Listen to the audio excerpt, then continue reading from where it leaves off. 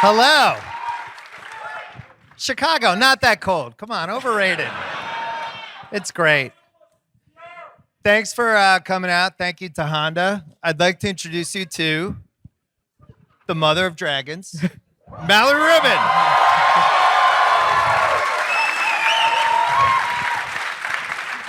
And over in the corner, you know him as Byron Mayo. You know him as Wayne Jenkins. Yeah. As Harling Mays. The one, the only CR, Chris Ryan. On the greats.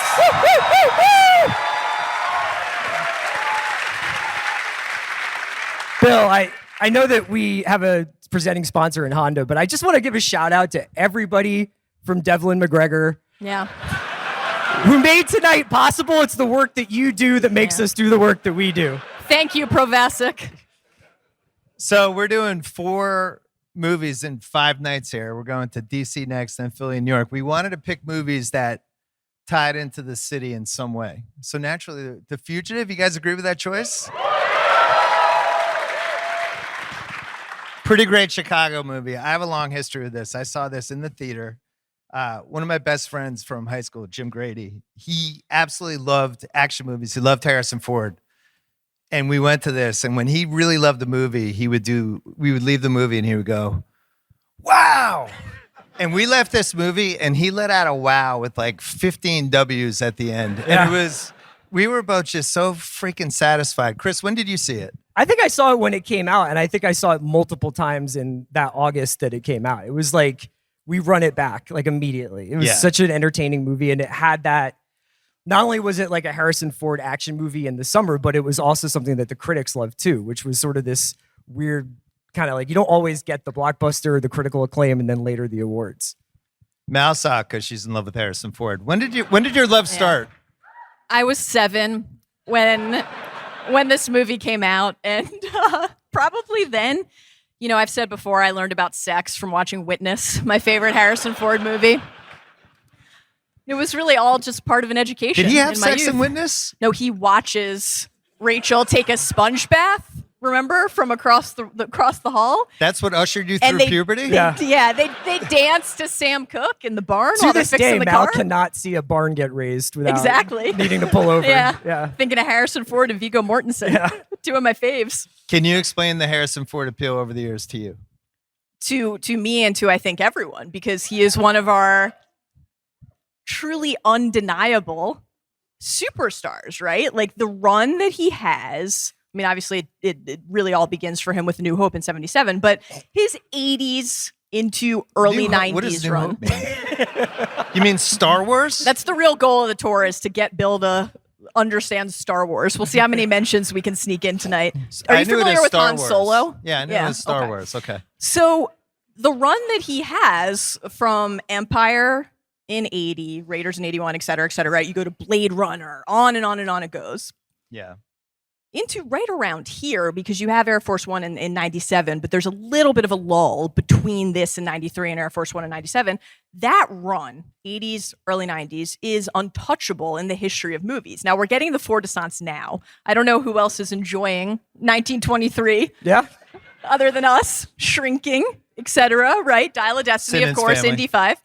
But he's like the franchise king, action hero king. He plays Indiana Jones and Han Solo, 2 of the most iconic characters in the history of movies.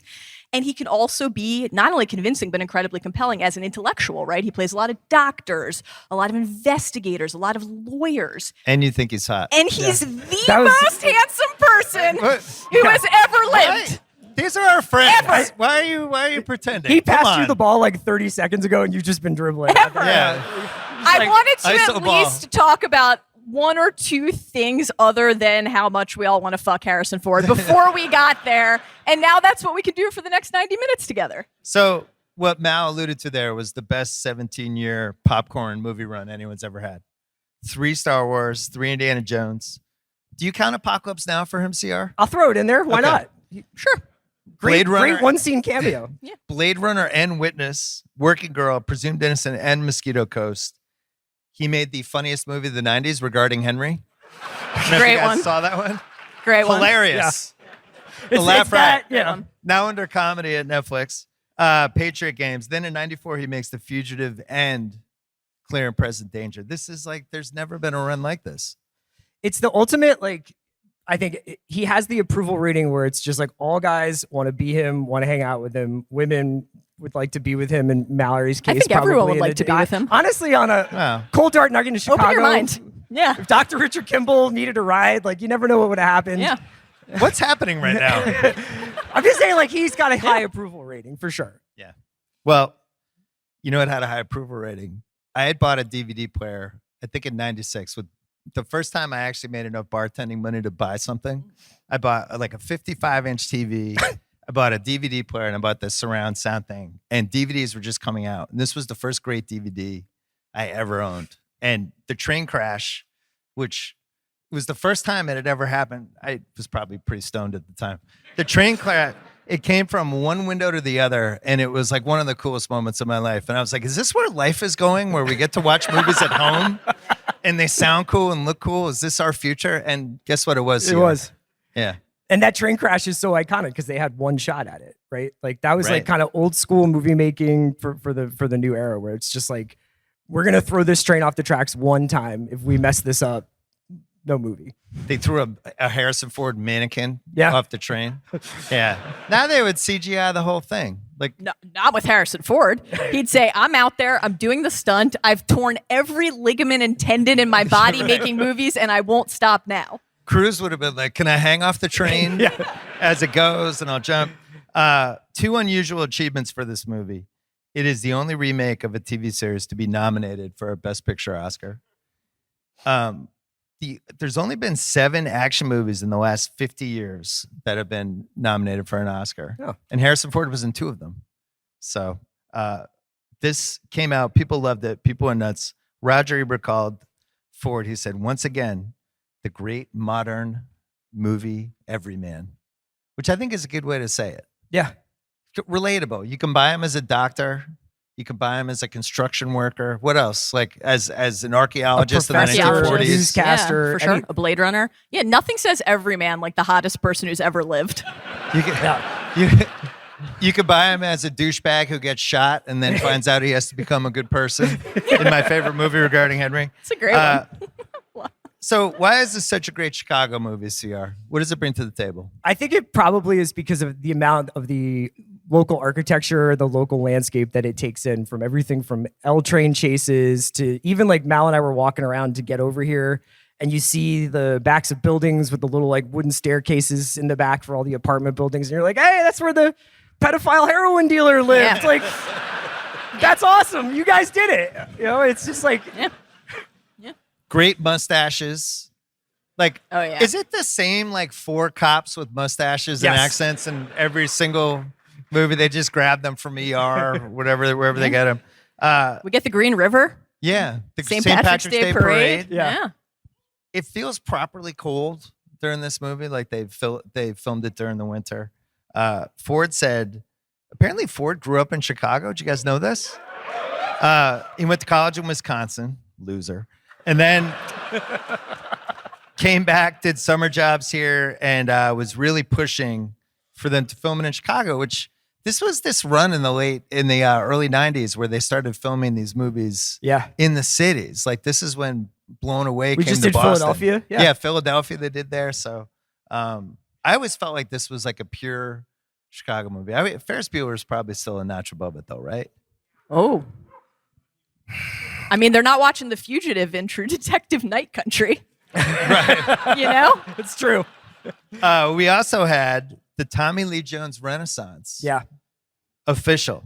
JFK. Chris was going to wear his Clay Shaw wig today, but decided not to.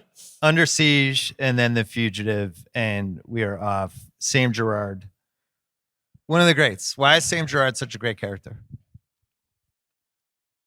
I'd like to not answer the question and instead share something with you both that I've been waiting half a decade to say to you.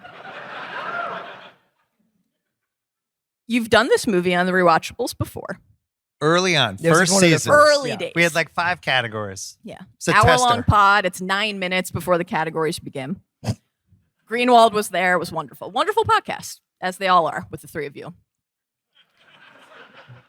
Nearly the entire podcast was about Tommy Lee Jones and Sam Gerard instead of being about Harrison Ford. That's not fair. I think we Richard talked Kimball. about Julianne Moore like at least for 5 minutes or something. That's like true. That, you know? And Jerome Crabb got as much TRT as Harrison Ford, I think. It was a Tommy Lee gush fest, and that's valid. But the genius of the movie is the chess match between the two of them. Neither role works without the other. In our defense, can I make the case, which I may be plagiarizing myself, but I think that if this is just Harrison Ford and the replacement level U.S. Marshal, it's like a B+ movie. It's like really, really good. The Sam character, Tommy Lee Jones, takes this into A territory. Like when he shows up 25 minutes in, it's on. It's so great. He chews up the scenery. Yes. Roger Ebert said he has the charm of a hangman, promising to make things as comfortable as possible. Raj. He gets Still all the fucking best has it. line. He gets all the best lines in the movie. All of them. So We got to go for. Tommy Lee did not think this was going to be a big movie Yeah. because he told Joey Pants, it's not like anyone is going to win any awards for this film. It's an actual quote from Tommy Lee Jones, 7 Oscar nominations, and Tommy Lee won Best Supporting Actor. And it got a Best Picture nom. Yeah. The single weirdest category, I think, in the history of Best Picture. Let's hear it. The Fugitive, The Piano, Mm-hmm. In the Name of the Father, Remains of the Day, and Schindler's List. List. Which one? Yeah. Like, imagine reading that card. Cheerful movie here. Jesus. Yeah. Tommy Lee beat DiCaprio, Malkovich, Ray Fiennes, and Pete Postlewaite. Postlewaite. You're good the first time. Do you want to just do Flower Shop Guy now? Gave her a little taste. You wanted a taste. And then we have Andrew Davis, the director, who ripped off, probably one of the great Chicago directors ever. Code of Silence, you guys in on that? Chuck Norris? Yeah. Above the Law, The Package, which is really good, and it's on, I think, Amazon now or Netflix. Under Siege. Thrown a little love to Amazon and Netflix. That's and nice. The Fugitive, and it seems like he's on pace to become the greatest action movie director of all time. And then this was kind of the peak. Did he do what Siege? happened. Is he Siege 2? Did he do Under Siege 2? Did not do Siege 2. Here's my thing. So I was gonna say that so Andrew Davis did some like interviews for the 30th anniversary for The Fugitive towards the end of last year. And he was really articulate about how, this was an era, the blockbuster era is still going. It's like the post-Jaws Hollywood blockbuster era. But at Warner's and like at some other studios, like they were still content with hitting doubles, was what he said. Was that the guys who ran Warner's were like, just go hit a double. It's fine.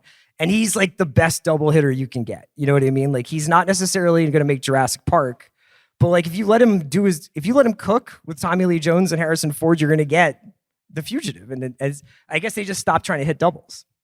There's a lot of connective tissue with Under Siege, too. Like Yes. multiple guys. Tommy Lee's in it. We did Under Siege in the Rewatchables recently. Rotten Tomatoes. This movie has a 96% rating. Who the fuck were the 4%? There's always someone. Against The Fugitive. Like, are those people in prison? Like, what?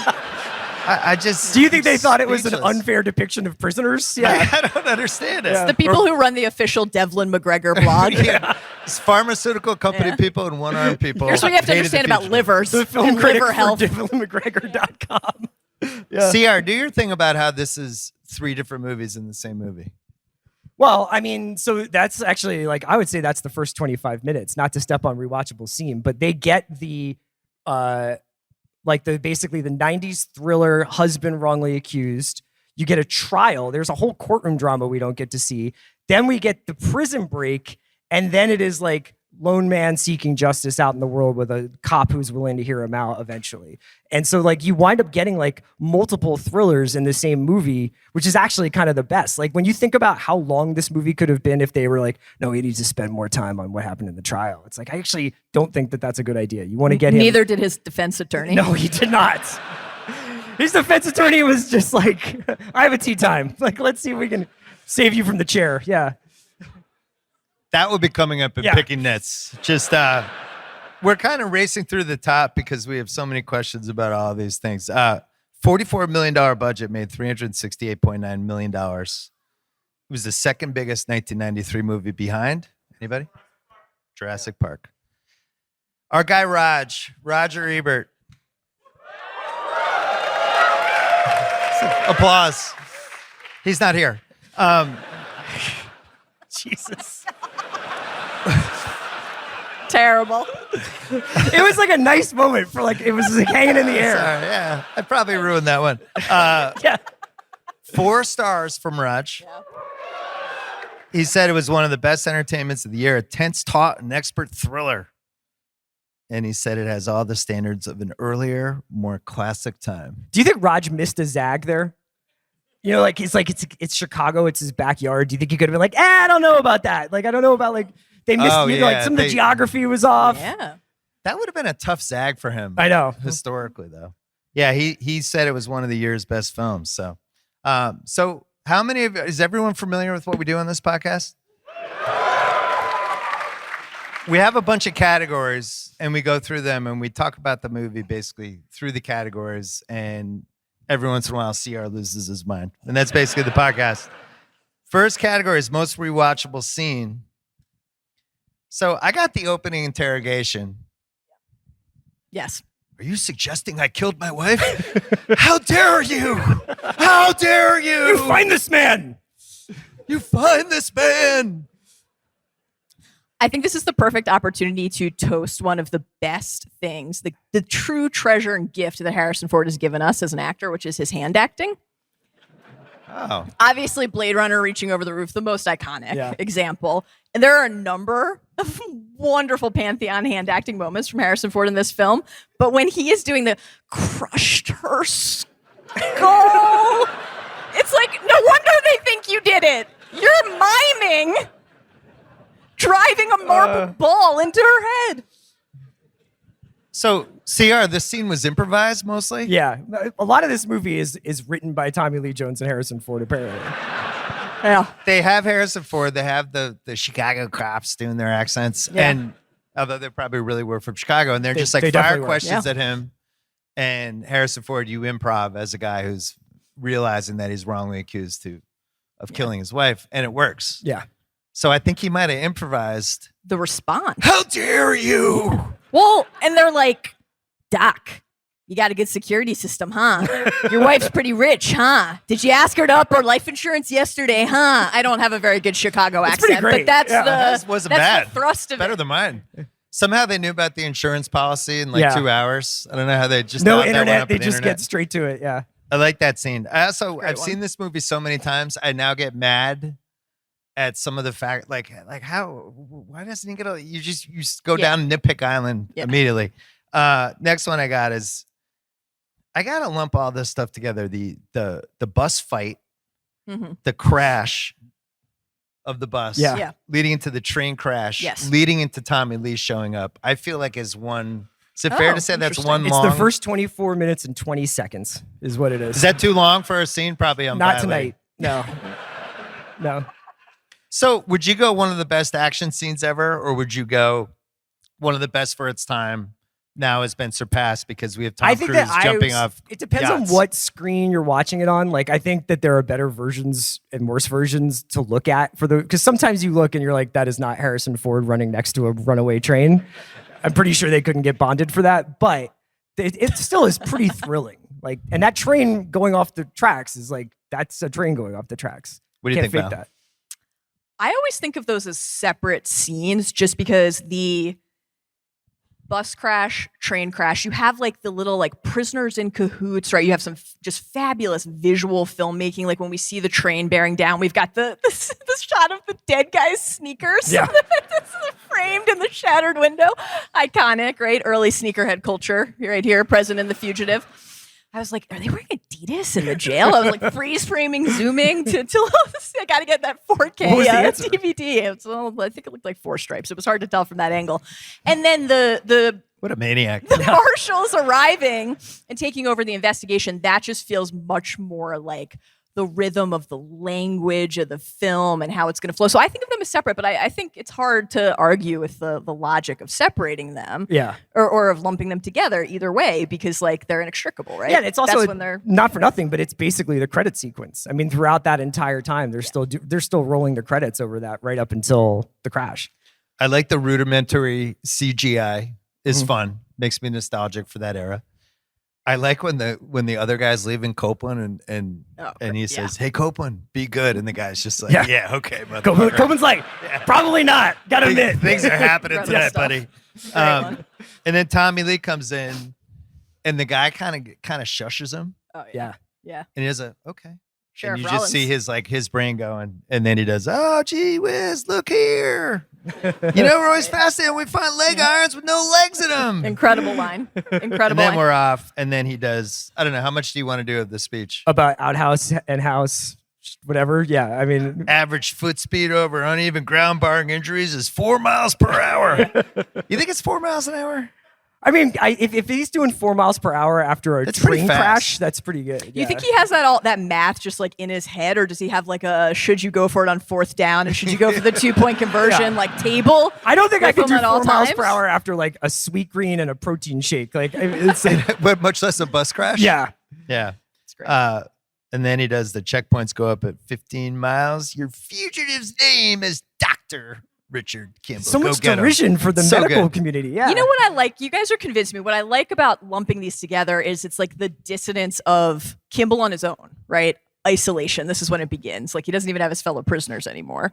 And you get the introduction not only of Sam as this instantly iconic character, but the marshals, the team, like the rapport and the rhythm, the in-jokes, right? Why you always mother her? Like right away you can feel all of that together. And then you have the element of like chance meetings and fate. Like we see all the prisoners in cahoots, but what would happen to Dr. Richard Kimball if the bus doesn't crash? Like, does he ever get a chance to go after the one-armed man? Is his dumbass lawyer ever going to appeal? I think the lawyer was done. Is that a wrap? Yeah. I think the lawyer was like, this is a one-shot deal for me. I'm not doing... Walter. Yeah. Next one is the damn jump. Yes. Just so you guys know, I love underground tunnel sewer action scenes. Just bat Fantastic. 100 with me, 1,000, whatever it is. We got a gopher. Yeah. He doesn't shoot Sam, which is key. Yes. Because there's all of these acts of kindness with Dr. Richard Kimball. Yes. So we don't actually think he killed his wife. Man They're of just character. Sprinkling the wrong. It's like, oh, I'll walk away. But Tommy, he's got that smile. The like, it's on. Tommy Lee, his first glimpse of just how much Velcro he has on his body. Just covered in So Velcro. awesome. Yeah. I've been trying to find that Velcro. vest ever since. Yeah. Nobody's ever had that much Velcro on.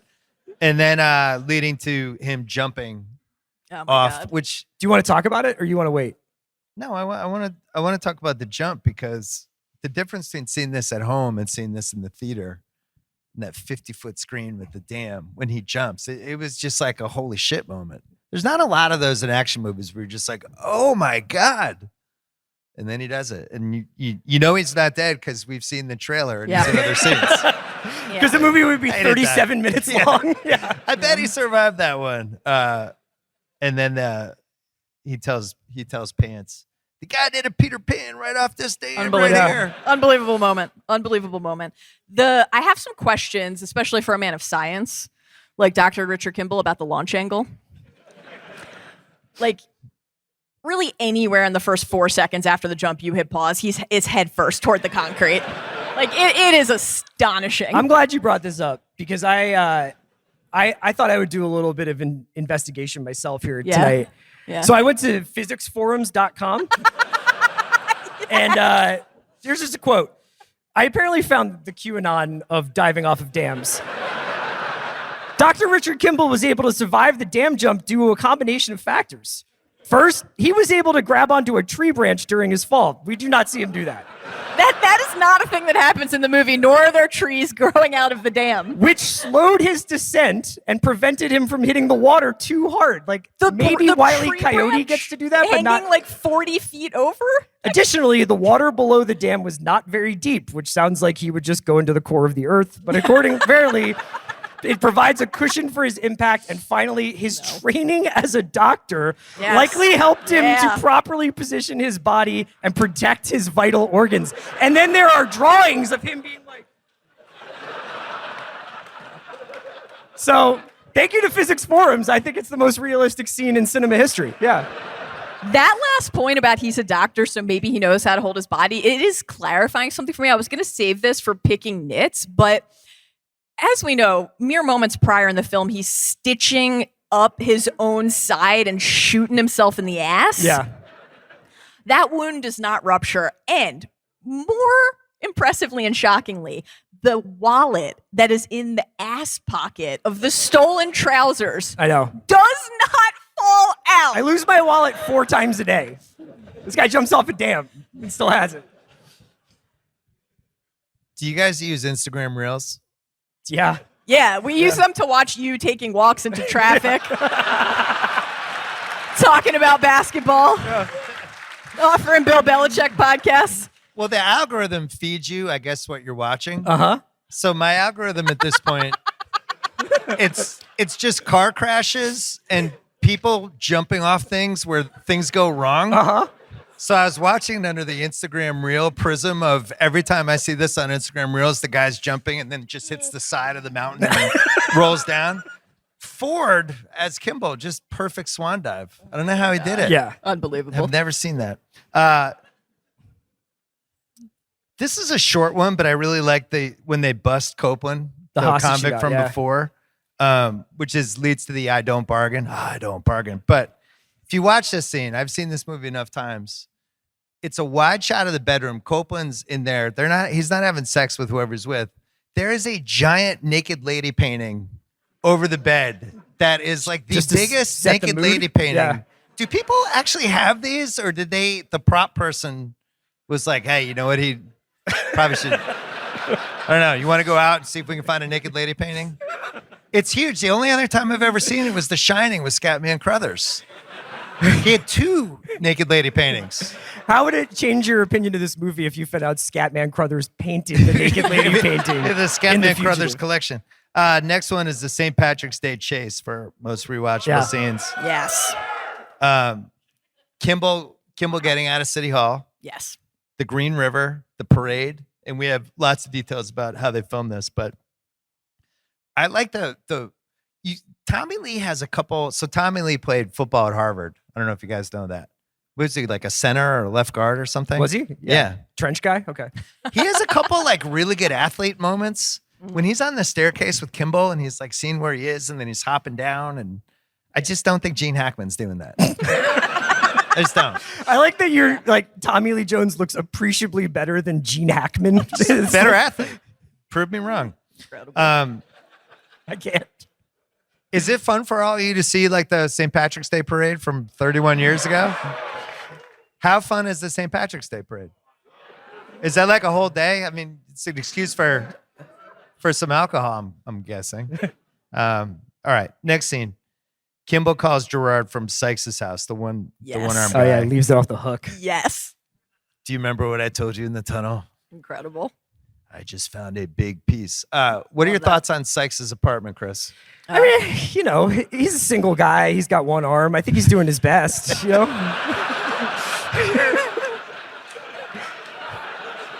It's not, is it Marie Kondo? No, but it's like, I think he's got a tidy place. Too many articles of clothing hanging from the ceiling. Yeah. Like, this is a domestic dwelling. This is not a dry cleaner. That is not acceptable. I'm sorry. Well, he's air drying. That's how you get the best smelling clothes. But right? on the single, I mean, Is you could it? wash them. Yeah. That would be one thought. On the single man front, though, like a lot of photos. A lot of photos. Family photos. we So had are we photos thinking, back then. It was 93. Are we thinking divorced dad? There's like a frame photo of a football player, not Tommy Lee Jones. I don't believe. Like perhaps a son. So Mal, you're single. Sykes meets you at a bar. You meet a one-armed guy at a bar. He's like, "Come back to my place." Yeah. He brings you. Why not? So you come here often? Sykes brings you back there, and you see 700 photos and things Yeah. hanging from the wall. Do you just assume you're going to? There's a lot of me and my business associates going fishing. Some of them are dead. Yeah. Corporate retreat. Not my fault. I Yeah. do security for all the top executives. So you pretend you're going to the bathroom and you climb out the window. I don't know. think He it's seems like whatever. a fascinating guy. All right. No? Next one, the Sykes Kimball subway fight, where Yeah. Ford I got to be honest, like the guy's got one arm. Ford really is struggling. No. I just feel like that fight should It's be kind of over like a faster. wrestling match where the good guy is like, "Oh no, you're kicking my ass." And it's like, right now, Right. yeah. I go the other way on this. One of them Yeah. is a professional assassin Okay. and a former cop, and the other one is a doctor who is living off razor blades and orange peels. Okay, this should not be close, and this is the second time that True. Sykes has failed It's a to kill rematch. him. Yeah, a lot of people don't talk about it with the great rematches. Yeah. Yeah, exactly. I wrote down in my notes Harrison Ford, elite movie puncher. We've seen him throw a lot of punches. Like he comes from. It's almost like a hockey fighter. Comes forward. He definitely seems like a kind of guy who's thrown a punch before. Yeah. Yeah. It's really good. All right, can't wait for this next one. The 1993 International Association of Cardiologists Conference. Yeah. Yeah. I'm guessing this thing was not normally this lit. Yeah. Probably pretty mellow evening, right? Yeah. A couple speeches. Maybe would you like the steak or the chicken? Can I have another glass of wine? What time do you want to get out of here? Yeah. Not the most wanted fugitive in America wandering in. Yeah. You switched the samples. You doctored the pathology reports. I like we're doing kind of Danny Caffey, but it's still like You almost got away with it, didn't you? And then our dude Chuck Nichols, the only Dutch guy ever named Chuck, ever. Yeah. Good old Charlie. Yeah. Ladies and gentlemen, my friend Richard Kimball doesn't Kimball. feel Richard well. Kimball, isn't he? I Richard love that is he's not trying to feeling make well. it seem like he's doing crowd work. Like, oh, Richard's here. Not Richard, feeling well. hey. Go Wouldn't back to you your be, drinks. Like, looking around, like, are we gonna grab Richard? Nope. And then he's like, we'll be right back, and they walk Yeah. off, and people are just like, what's happening? And then Kimball turns around and he goes, he falsified his research so that RDU90 could be approved and Devin McGregor could give you Provasic, Yeah. and walks off. They're like, any more speeches, or was that it? Great moment. Was Chuck closing the event? What was Keynote. He happening? was the keynote. Yeah. And then the last one is just the him and Tommy Lee at the end. They killed my wife. I know it, Richard. I know it. Sam Gerard did care in the end. Yeah. I'd be like, it's a Eventually. little late. Yeah. Like, I'm going to need more than Yeah. an ice pack. Did care. What's your most rewatchable scene, Mal? I think it has to be the dam chase. It's a little bit harder for me to stand on that corner if you guys are combining the marshals arriving to take over the interrogation and the bus and train crash. But the thing about the dam chase that separates it from the bus train crash sequence to me, it's like the combination of the grandeur of the scale and then the like cramped, claustrophobic Yeah. intimacy of the tunnels, right? And It's you're going such a back and great forth. setting. And then like that sequence tells you something crucial about both of those characters, right? And that's what sets us off really on this cat and mouse hunt where they're never more than a step away from each other in any direction. I think it's got to be that. What do you got, Sierra? I'm just going to go first 24 minutes and 20 seconds. It's not how the category works. Well, I mean, if we're making a special live Chicago dispensation, Yeah. I think This it's is your I don't care. I don't care. Well, we've been with this movie so long. I mean, one of the reasons for this podcast is like the rewatchables. You're flipping channels and it's on. This is one of those where if you're flipping channels and it's the beginning, you're like, oh, yeah. oh yeah. I got the credits. Bus Every time. crash. Yeah. Every time. Come on. Let's do it. All right. What's age the best? Ooh. I swear I'm not sucking up here. Chicago is a movie location. Yeah. Really, really great. Really works. Wonderful. They filmed this movie and released it in the span of 7 months. From start to finish. Started filming in February. It was out in like August, which I think is like dumbfounding. Crazy. How is that possible? 10 weeks of They also had post-production? like 8 editors working on it, like round the clock. It was industrial. You mentioned the director's kind of tour of press for the 33rd anniversary. My favorite nugget was we showed a cut to the studio. They said it's perfect, don't change a thing, and then we made 1,500 edits after that. 1,500. I have a bunch of what's age the best, but I don't want to step. What do you have, Mal? I'd like to talk about Helen Kimball for a moment here. Yeah. I have some thoughts in other categories about our dearly departed Helen Kimball, but what's age the best is Helen I fucking Richard. relentlessly in the few moments of this movie where she is alive. She is literally licking her lips, watching him walk across the floor at the fundraiser. In the car, she says, God, I love looking at you in a tux, right? She's like, she cannot wait to have sex with this man. Her final act on Earth is putting rose petals down for somebody she has slept with and updating her life insurance. Yeah. That's just incredible. I have my only quibble with that is like, maybe just throw a little bit more expository information into the final answering machine message then.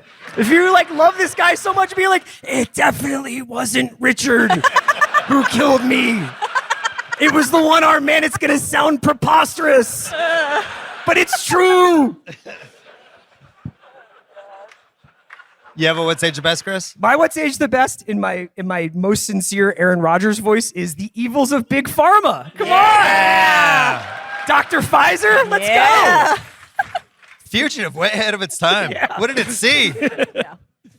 I have What's Age the Best. Tommy Lee improvised. I don't bargain. I don't care. And will think me up a cup of coffee and a chocolate donut, all those sprinkles on top. Unbelievable. Just fucking Tommy Lee ad-libs because he went to Harvard. It was when Rich Paul just renegotiated my deal with The Ringer. Bill said, I don't bargain. Rich. I have for What's Age the Best, the cast. Our guy Pants. Jane Lynch.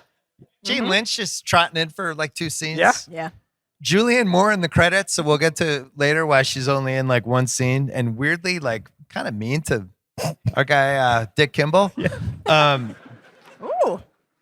Tommy Lee and his Marshall crew, and then Jerome Crab. Jerome Crab. Jerome Crab. Yeah. The Dutch people were just mortified for how I was going to mangle his name. Is it like your own crab? It's like Jerome Crabbe, I think it is. I think, yeah. The last time I watched a YouTube pronunciation video before we came, and that was when we did this the last time. You were talking about how he sounded like he was on the 2001 Trailblazers as like a shooting guard. Yeah, Jerome he's Jerome Crab Kersey's cousin. Yeah. What's Age the Best, Mal? Bearded Harrison Ford. I'm zagging. That's a What's Age the Clean Worst? shaven Harrison. The only man alive for whom this is true. Wow. Because he has the most perfect face, and also his signature is the chin scar. Like, you can't cover it. I actually find it disorienting to see him in the beard at the beginning of the movie. Like, it doesn't feel right. And of course, I don't know. It's just, I love a beard. My husband grew a beard like 13 years ago as a birthday gift. I've never let him shave it. And sometimes he says, why don't you like my face? And it's heartbreaking. I love a beard. He's trimmed. He has a very sweet face, but I love a beard. Harrison Ford should not have a beard. But your husband doesn't look like Tom Hanks in Castaway. It's like he's manicured the beard since then. Yeah.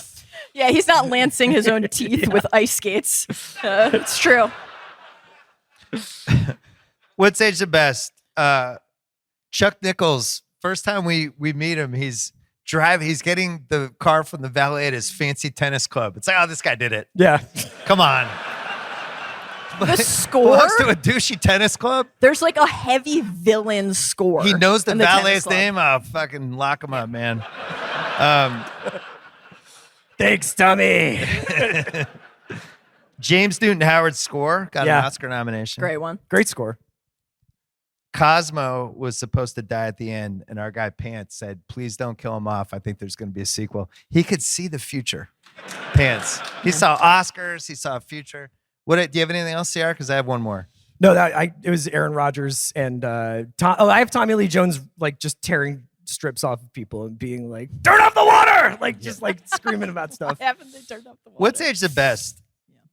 Our girl Celia Ward. Incredible. God damn. She was Unbelievable. great looking. I have her in that weird group of actresses that I don't know why their careers weren't bigger than they were. But they're also that weird group of actresses who were like insanely rich and were very famous. It turned out fine. Yeah. Marky Post was like that for me. Anybody? Carla Gugino? No? Alexandra Daddario right now? There's just people that they never found like the right part, but everybody liked them. Okay. Why is this getting awkward? No, I it's thought not you guys awkward. were on It's my first of side. all, you were just like it was like the spectrum of years between Marquis Yeah. Post and Alexander real time Daddario jump. is like Real time. that's like I mean- Franklin Roosevelt, Bush. Yeah. You know, like these guys never Jay got a fair Mansfield. chance. Yeah. Yeah. I Who's just getting gave ready you for my Hall Forrest of Gump Fame. tomorrow? Moving through All the right, some decades. quickie awards. The Big Kahuna Burger Award, best use of food or drink. It's got to be Mr. Johnson's egg sandwich. Oh, Without shot. a doubt. Without a doubt. What a performance by That's that another guy. incredible hand acting moment when he just like licks He's just eating the egg every sandwich. little bit of egg juice off his fingers. Does Wonderful.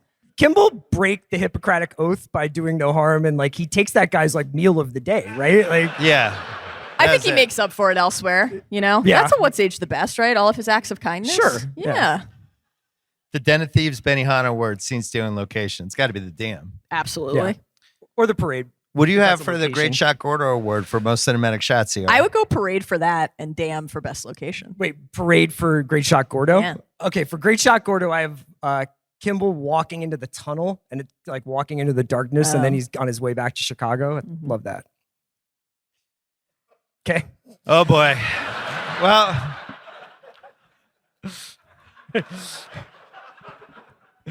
the Mallory Rubin Award. Yeah. Did this movie need a better sex scene?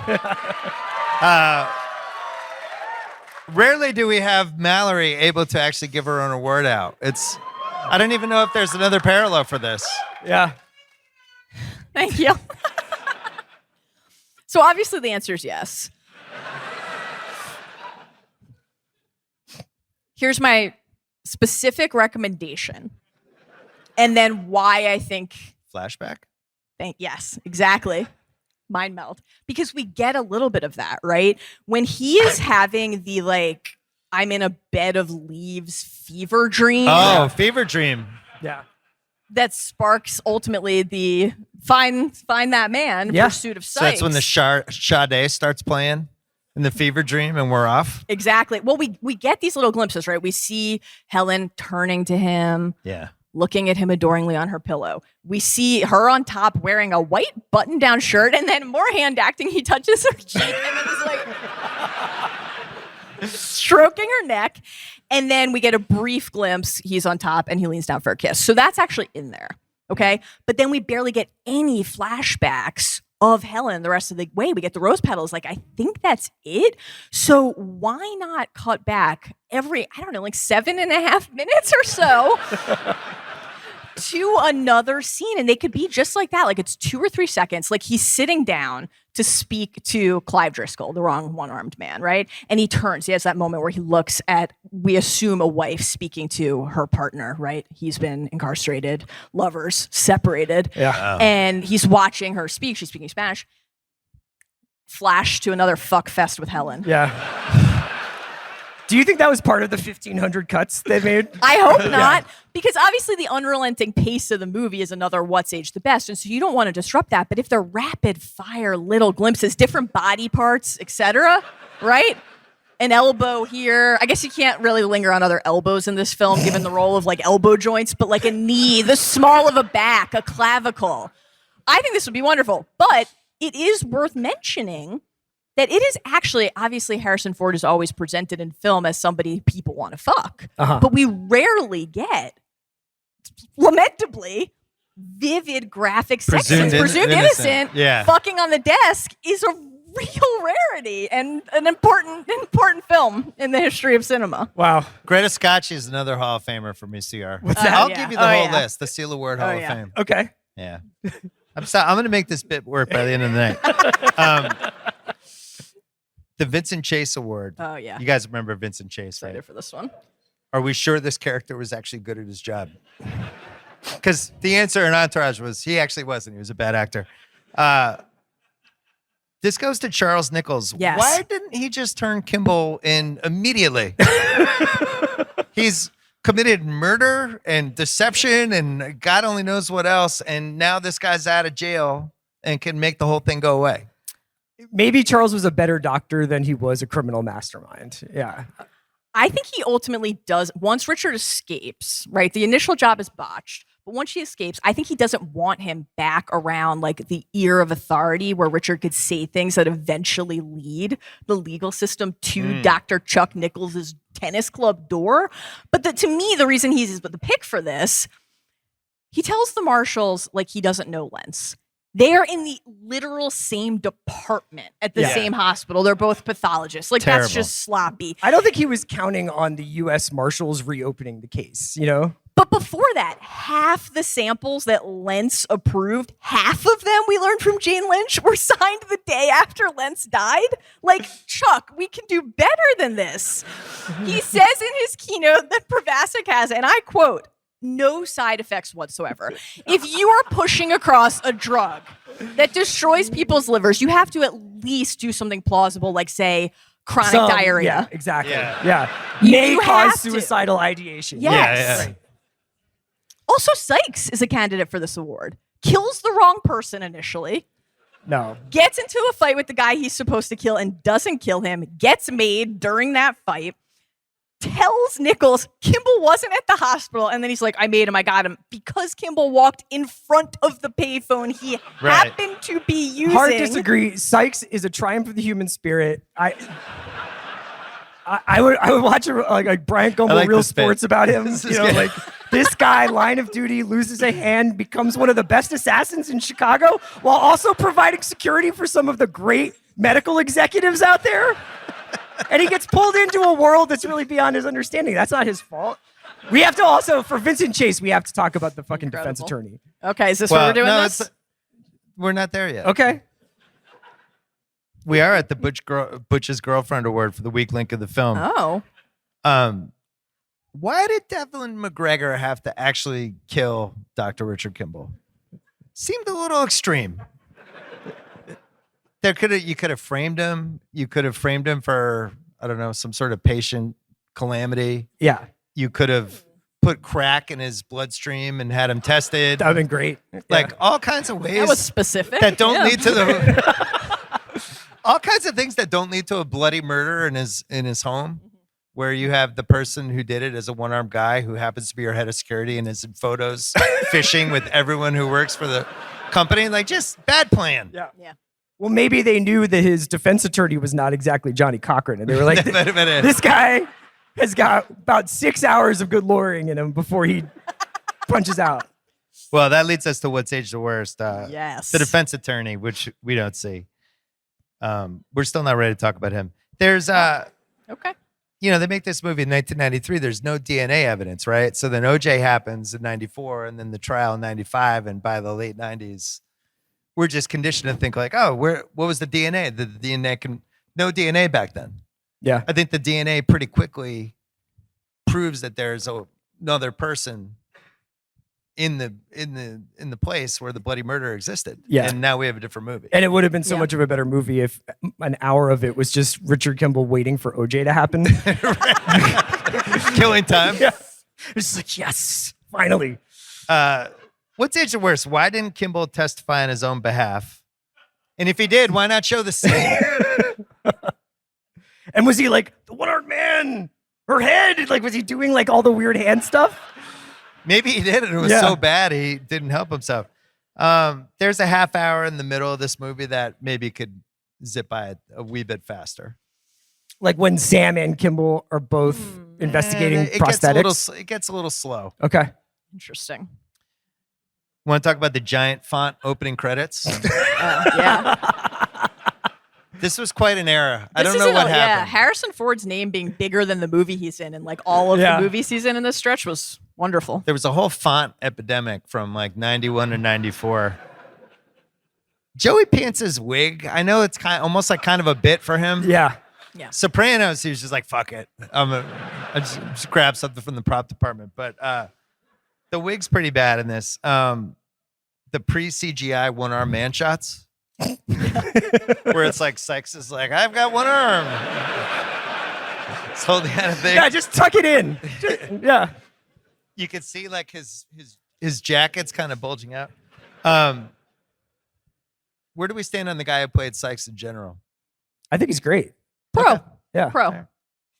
Where do we stand on the sequels? U.S. Marshals and some TV show with Tim Daly. I think that my favorite is the Quibi adaptation of this. Kiefer. But I actually, U.S. Marshals is pretty awful, and Should have been great. Can't really believe Tommy Lee Jones was in it. I don't think he can either. Yeah. Huge. I had this on What Stage Worse. Huge disappointment in the theater. Yeah. It's like, oh yeah, U.S. Marshals. My guys are back. Yeah. And then you left, you're like, fuck those guys. Assholes. So Julianne Moore, and this was a rise of Julianne Moore right around here. She's in Shortcuts. Like, things are really happening for her. And all of her scenes got cut except for one, because Andrew Davis, he actually gave an interview about this last year. He said his producer came to him and said, because the plan was Harrison Ford's character comes back, finds her, and then they kind of fall for each other. Yeah. And the producer says, you can't do this. He's mourning his wife. He can't get involved with another woman right now. Yeah. Now you feel differently. No, I think the only, perhaps shockingly, I agree. It would be odd if he actually entered into a romantic and emotional attachment with somebody else while he was on a quest for vengeance for the shattered skull of Helen Kimball. The only Dr. Richard Kimball fucks somebody else scenario I would have accepted is the woman who gives him a lift. Oh my God, he I have hitchhikes this. with. Oh, yeah. One of the weirdest Because when scenes she picked ever. him up, Yeah. that is what she had She in mind. pulls over. He's For not sure. hitchhiking. She just sees It's him like, walking. you It's want a like, lift? Hey, You want to ride? this cutlass. Yeah. Seats too. Come Exactly. on. Let's do it. That would have been the only acceptable one. That's it. I'm going to Indiana. You're going to Chicago. I'm going to Chicago. Let's go. What if Julianne Moore was playing Amber Waves as the doctor in this movie? Would that... Richard, have a little taste. I laid out some lines for you. Was there a better title for this movie? Wait. Oh, wait. What? I'm sorry.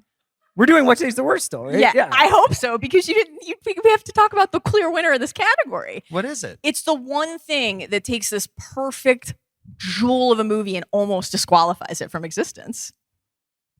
We are expected to believe that a city full of people cannot recognize Harrison fucking Ford. I'm sorry, this I had is that in absurd. picking Yeah, I had this in picking But notes. I do think it goes beyond. But picking honestly, notes. you're blaming It's Chicago. outrageous. I'm blaming Richard. This is on Richard. This guy can't get a pair of like drugstore glasses. But that makes it more galling. After he takes the egg sandwich, right, and he shaves 6'1", 180, brown hair, eyes, beard. See anyone like that around? Every time I look in the mirror, pal. He's It's taunting Harrison everybody. Ford. Yeah. The guy is having a conversation with Harrison Ford. When we see the 4 sketches, when like they reset the investigation with the Chicago PD, his photo's in the middle, and then it's just 4 basically identical. It's like slightly different parts of the hair. Yeah. Right? And like levels of scruff on the beard of just Harrison Ford's face. There is a guard who signs him into the courthouse and has a conversation with him and tells him he will be filmed, but at no point is like, I clock you as the hottest guy who's ever lived. That's right. This how? Those guys were just too busy listening to like Bears sports talk radio. Yeah. Who was the quarterback in '93? It was like Harbaugh. They're just like, oh, fucking Harbaugh. They drafted Rick Meyer that year. Yeah. Any Rick Meyer fans out there? Yeah. Yeah. Oh. Tough reference. You guys had MJ that year, though. Maybe it was just all Bulls. Yeah, exactly. It's It's going March. nuts. Yeah, Meanwhile, right. the Fugitive's on the front You page. know, he gets home from the fundraiser and he's like, who won the game? Yeah. Yeah. Now it was midnight. I did check They were probably on the West Coast. the Bulls yeah. game logs. And did you find one? Well, it's, so do we think that is supposed to be 92 and then That's the what I always real assume is time it's the year before. 93? Although they did shoot Winter it. 93. No, Yeah. they shot it in 93. Okay. But it spans like a year and a half. Any other What Stage the Worst for you? For a movie that it's this thrilling and exciting, that is a pretty long shoving match between Charles and Richard. They're not exactly like John Wicking each other there. They're like, yeah. And I was like, did we really wait an hour and a half for these two guys to shove one another off a building? Like, Yeah. It's not great. Was there a better title for this movie? No. Absolutely not. How about $1 Million Arm? No? What do you have for best quote, Mal? You can only pick 3 or 2. Oh, man. Or 1. Ooh. 3 or less. Okay. Don't let them give you any shit about your ponytail. Has to be in the final 3. Iconic. Yeah. Poor Noah Newman. You think he cut that the day after this. I think it's got to be I Didn't Kill My Wife, I Don't Care. It's just an unbelievable exchange. And then the final rounding out the top 3 would be the donut line. Think me up some I coffee. have the donut line. Yeah. Casting what ifs are phenomenal. Oh my God. Walter Hill wanted to direct initially and tried to get Nick Nolte to be the fugitive. No. Oh my God. It's a tough one for me because 48 Hours is my favorite movie. But by this point, this is another 48 Hours era, right? This is like another 48 hours. Yeah, Can you imagine going under the knife and Nick Nolte coming in putting like hospital scrubs on? Is like you're like, actually, you know what? I'm just gonna chance it with the liver. You know, I'm good. I know I'm under general, but let's flask. He's chugging. So Alec Baldwin was the actual first choice. Wow. Wow. Tough. Jeez. He was also the first choice for Patriot Games. Well, he was Jack He had Ryan. been Jack right? Ryan, yeah. Over Ford. 2 times he beat him. Yeah. And I'm trying to think, like, was this like a Joe Montana, Steve Young thing? Oh, He was like the new guy. But meanwhile, Montana was right there, the better option each time. And they were just kind of tired of Harrison Ford. Oh, man. Ford pursued the role. I swear this is in the research because he was really excited to grow a beard. He'd never had a beard in a movie, and he was like, if you let me have a beard, I'll do it. Yeah. Really weird. That's why Daniel Day-Lewis did Lincoln, too. Yeah. Is that true? Yeah. Gene Hackman and John Voight both considered for Sam Gerard. Gene Hackman, it works. It's not as athletic of a movie, I don't think. Yeah. And then this is a bummer, but the guy who was supposed to play Dr. Charles Nichols was an actor named Richard Jordan, who was pretty well known, but got sick, had a brain tumor, had to bow out, and they had to refilm the scenes. So if you watch the first scene with Harrison Ford, if you actually look at his beard, the beard's like fuller, and the color is a little different than the beard in all the other scenes because they had to actually reshoot the big party scene. So there you go. CR, what do you have for the Ruffalo Hannah Rubinek Partridge Overacting Award? I think that you could probably go Harrison Ford in The Interrogation. Thank you. Yeah. I didn't want to say it myself. I just wanted one of you two to say There's it. actually, so what would yours be? I just am offended by that suggestion. Here's What one a thing that's beautiful, happened with emotional bit Ruffalo. of- The Ruffalo Award has been misconstrued as a negative thing. Yeah. This it's just somebody podcast dialing was it up. built on Al Pacino's performance in Heat. Like we Yeah. are fans of overacting. Because she had a great ass. And his head was all the way up it. I'm so glad it wasn't delivered that way. You know? Yeah. Okay, that would be really See? creepy. Pacino said no. Yeah. I'm going to say it this way. Oh, this is fun. We get to hand out this award. The Dr. Richard Kimball Inappropriate Body Award. It goes to Dr. Richard Kimball, who is an absolute jacked. Yeah. What was his doctor job? What was it, cardiologist? He's a He's like a vascular- vascular thoracic surgeon. Yeah. The Vascular. point is Richard. that he's been eating, maybe getting a little bit of prison workouts in because he's been, But you can see in the interrogation but he's just scene when doing he's in the pure undershirt, body he's weights. like- You know, like he with and the guys in Helen the golf yard. together because at the fundraiser he's like correcting the guy's swing when he walks back, and he's like, "Who'd you learn that for? Your swing coach?" No, my wife. Right? They're just like out on the links, Yeah. probably having sex. Kimball's at the Equinox at 5:30 in the morning, Yeah. getting some reps in. Best That Guy Award. So honorable mention, that guy who's in the U.S. Marshals crew played Jay Leno in the Late Shift movie. He's got, I don't even know that guy's name. Dana Roebuck, that's his name. But the winner has to be Ron Dean, who always plays the Chicago guy. And Joseph in everything. Casala is his partner. Yeah. He was in Above the Law. He played Andy's dad in The Breakfast Club. You know him right away. And he is one of the guys, and he's the guy who just isn't buying Kimball, the cop, from the beginning. There's something to Ron Dean too that is, it's kind of interesting to consider if there is a unified Chicago cinematic universe that he pulls together. But Like Dennis Farina's in it? Exactly, yeah. Love this. Deion Waiters Award. Yeah. I could give you Copeland the Convict. Has to be. I can give you Mr. Johnson, comatose hospital guy. Looking for his egg Interesting. sandwich. Yeah. I could give you Chuck Nichols, who's only in like 3 or 4 he's in scenes. too much. Don't Too you think? much? I like Copeland for Copeland's this. good, Kiss okay. my ass, Doc. Yeah. Just a great moment. Wonderful. So if they, recasting couch, if they did 2024 Fugitive, who's Kimball? I have some suggestions. Okay. Ewan McGregor, and we're setting it in London. What do you think? I like that, honestly. Why are you doing that? They're right here. Chicago's right. They're all here. They liked us. Why'd you do that? We have to do something to differentiate the Prestige TV version, right? Yeah. I like Ewan McGregor London. That's good. What are yours? Well, I was thinking Michael B. Jordan or Ryan Reynolds would be the obvious, like, kind of the right age range. I feel like they're too young. I don't buy Ryan Reynolds as a surgeon. As a vascular no, surgeon? no disrespect. Yeah. Okay. What about Scarlett Johansson? Ooh.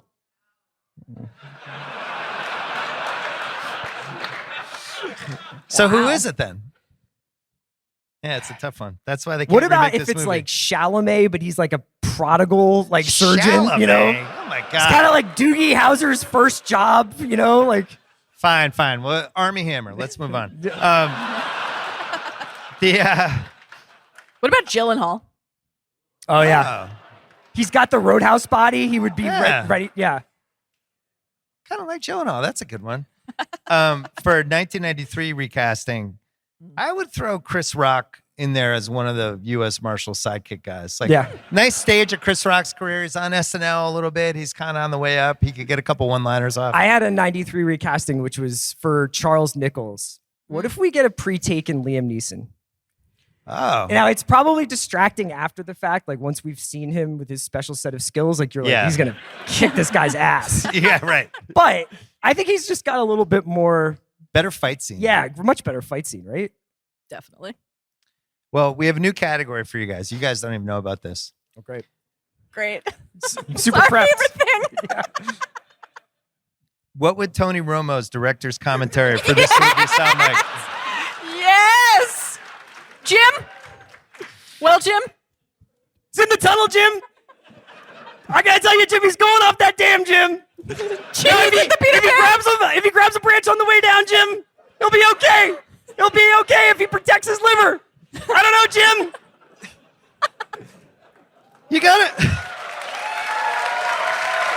I was doing this all day just to make her laugh during the God. Ravens game, so I was ready. What Ravens game? We watched the Ravens game with Mallory yesterday, and we were trying to cheer up by Tony Romo doing the director's commentary of Philadelphia. Yeah. It's amazing. Stallion sent him on 21st Street, Jim. These guys don't know each other, Jim, but they're about to. Can you use an alias here, Jim? Anyway, half-assed in her research. It's anonymous, but it's tender, Jim. Kills me. Half-assed in her research. This is one of the best in the history of the podcast.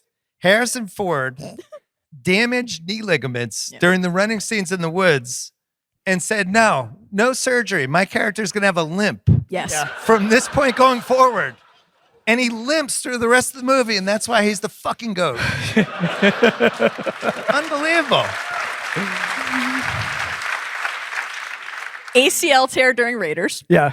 Herniated disc during Temple of Doom. Broke his leg during. Yeah, the hydraulic door during Force Awakens Yeah. crashed down and shattered his ankle famously. Didn't he just tear the muscle off his shoulder doing Dial of Destiny? Doing shrinking. Yeah. What a legend. 6 screenwriters for this movie and 25 drafts. That's not ideal. Or is it? I Chris- mean, you had Tommy Chris Lee mentioned- Jones. So. They had one chance to crash the train, so they consulted all these engineers, insurance company, stunt doubles, and they thought the train was going to be 35 miles an hour, and it came in at 42. And if it had gotten fucked up, that was it. They would have lost like $3 million, but it all worked. The crashes were filmed at the Great Smoky Mountains Railroad outside Dillsboro, North Carolina, and the wreckage is still there. Road trip. Yeah, If you guys are interested. And the rest of the film is shot in Chicago, including the freight tunnels, City Hall stair chase. Sykes lived in the historic Pullman neighborhood. Anybody? Okay. Harrison Ford uses the payphone in the Pullman pub, and they filmed it in the St. Patrick's Day parade in the actual 1993 parade. It was 21 degrees outside. Harrison Ford said, "I'm fine. I don't need a jacket. I'm good." And it wasn't scripted. Apex Mountain. Mm-hmm. Yep. So Apex Mountain, we still don't know what it is. We've done 325 podcasts. Still haven't totally figured it out. Harrison Ford, no. Definitely. But not. Harrison Ford playing a guy named Desmondo? Yes. Is this Harrison Ford's best Dr. Richard? Why don't you answer your own question? Any frantic fans out there? Are you allowed to be a frantic fan? He does snort cocaine in a bathroom stall in that movie, so it feels like worth mentioning. Thanks again to Honda.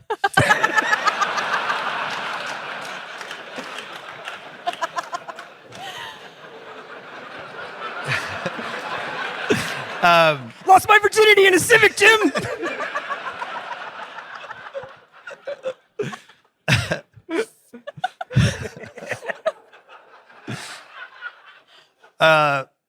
Tommy Lee Jones, I think this was Apex Mountain. I think so. Yeah. He's an A-lister after this movie. Yeah. I don't think he was before.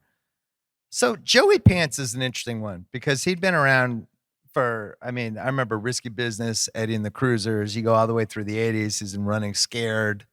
He became that guy. And then at some point in the early 90s, he became Joe Pantoliano and not a that guy, but he never started a movie.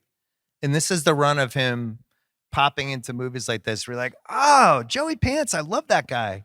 I Kinda really do feel like it was around like it's here. quite a decade culminating with The Matrix. Cypher. Right. Shout out Cypher. And then by the time he's on The Sopranos, Yeah. people are like, oh, yeah. But that's Joe his Pan- apex, right? Ralphie? It has to be. Hey, you could argue it's here. Like he fought to stay in the sequel. I don't know. What do you guys think? Sopranos? Yeah. All right, Gotta fine. Whatever. Side with Mallory. Bad Joey Pants wigs, not Apex Mountain. No. One-armed killers? I'm going to say yes. Oh. Yeah, definitely. Yeah, probably so. Andrew Davis, definitely. Yes. Dutch guys named Chuck. Any Dutch soccer players? Not that I can think in of Holland off the or top of my head. no? Okay. Chicago movies. I think it's Ferris. Ferris. Dark Knight. We got Blues Brothers, Ferris, Who this. said Dark Knight? I love that. Dark Knight is not a Chicago. I know it's... it is technically They in never Gotham. say it's Chicago. Canonically, it is in Gotham. Wow. I mean, it's If they filmed shot in like Chicago. one scene from Empire Strikes Back here, it wouldn't be a Chicago movie.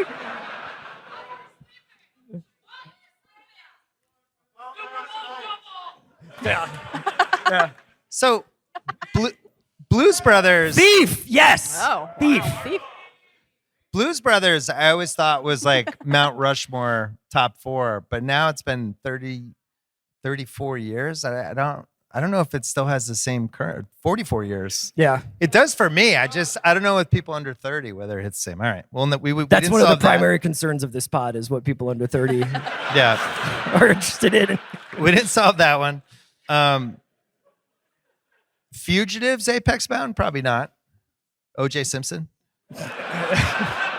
When the juice was on the loose? Oh, yeah. What a 12 The hours White that Bronco, was, man. sure. Woo! Characters named Cosmo. We had the same year. We had Cosmo Kramer and Cosmo. Oh, so you're Yeah, this is a great Cosmo run. interesting. So the redirect twist. We talked about this the first time we talked about this Yeah. movie. Right. I feel like became a thing eventually, but wasn't a thing when this movie happened. Do you want to explain the redirect twist, Chris? So the idea basically being that the entire movie that you think you're watching then gets turned into something else twice, right? Yeah. Yes. You I think feel you're like this is going my this way. theory and I have forgotten it. It was your thing. I forgot that idea, Jim. Too many shots of the helmet, Jim. What was the redirect twist? Was there something else actually? I believe you and Andy on the first pod discussed Silence of the Lambs and the like fake out of whether people are going to be in the same place or a different place. Oh, and Like the when yes. they come Copeland. to arrest Yes, Kimball, and but it's it's really actually the Russian Copeland. drug and dealer. it's like, yeah, it's Copeland, right? I'm a big fan of the pod. Thanks. CR, we've done a lot of pods. I'm just doing. It's all Don't- going don't into let it- voice work don't let it now. get I'm you. sorry. Yeah. You know what? We need some new blood. We're bringing in a fourth person. Our producer, who has stayed with us for many, many years, Craig Horlbeck, is going to join us to pick some nits.